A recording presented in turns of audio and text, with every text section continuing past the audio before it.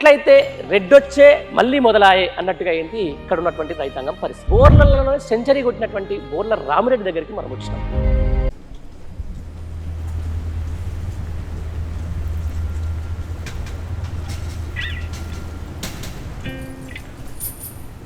మీరు ఎందుకంత కక్ష సాధింపు చర్యలు? ఈ మాటలకు ఈ చేతలకు పొంతన లేదు, వాళ్ళకు లేదు.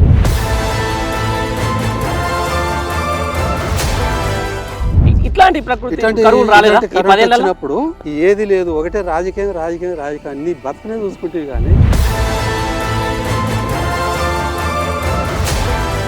నిజంగా ఇట్లే కొనసాగితే రైతుల పరిస్థితి ఎట్లా ఉండబోతుందని రైతులకు ఇట్నే కొనసాగిపోతే ఇదే ప్రభుత్వము ఇదే లెక్కన మనం కాలాలు పోతే మాత్రం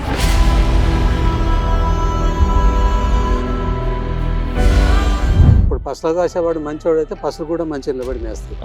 ఈ పసలు కాసేవాడు ఆ ముందర నిలబడక పోయి వీడే పోయి చాలా పోయి 2 కంకులు తెచ్చుకున్నా అంటే పసలు కూడా వస్తుంది.